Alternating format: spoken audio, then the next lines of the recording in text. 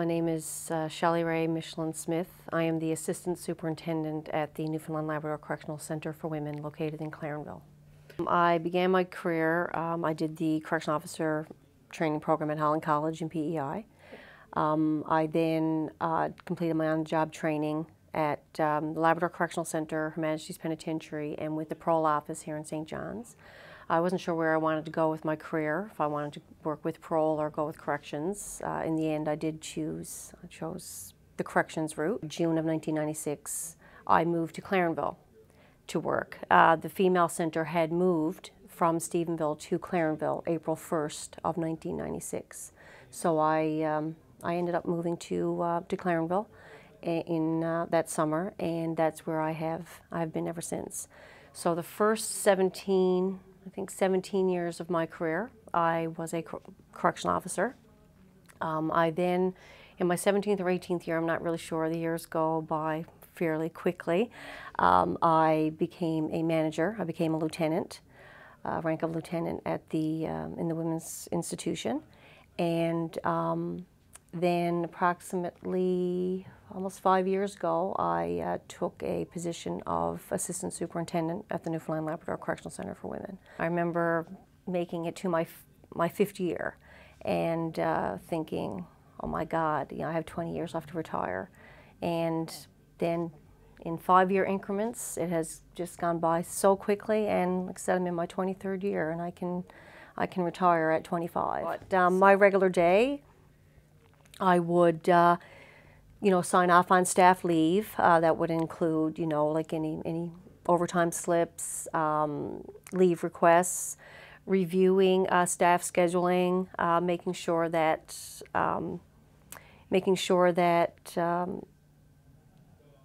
there is, overseeing purchase orders, for example, making sure that the appropriate supplies are within the institution that are required, as well as I meet with inmates pretty much daily. They know that I am accessible.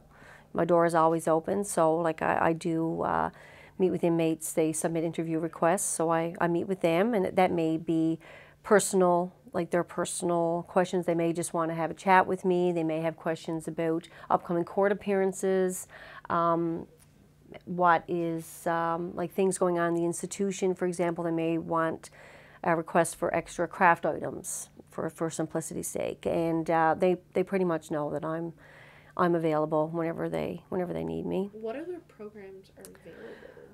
Oh my, we have a very close relationship with Clarenville and government agencies there, support services in the area. I'm sure you're aware that Stella Burry is very active in our institution, the Just Us program. So they are out weekly. So we offer a variety of programs.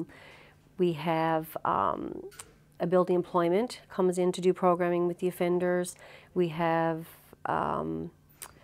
CSSD comes in to offer information session to the inmates. We do information session on income tax, for example, on the court process. Very active with the Women's Center here in St. John's. They come out and do programming. We have several Christian-based programs that come out to the facility.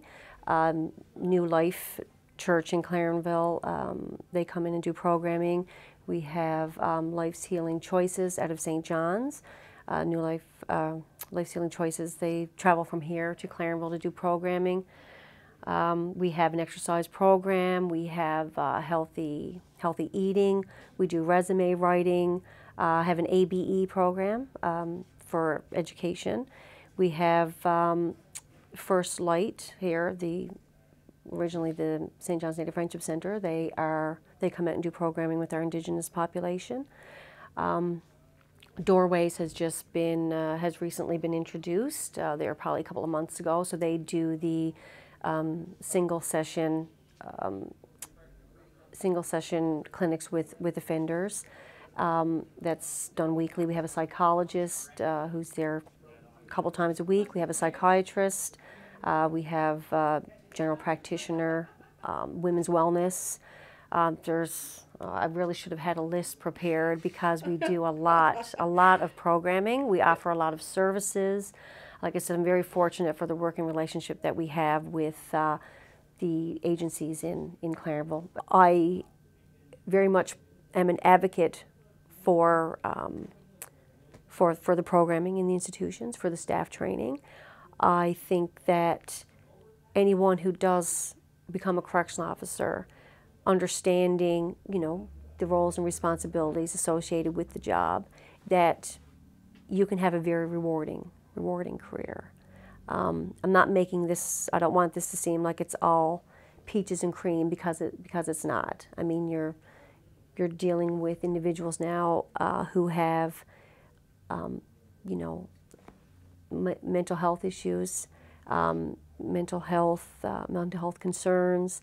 So that in itself, we have to transition to be able to better assist those offenders with reintegration into society as well. So that, like again, it comes back to staff training and inmate programming. So it's not all about the movies. It's not the same as what you see on TV, in a movie or on TV.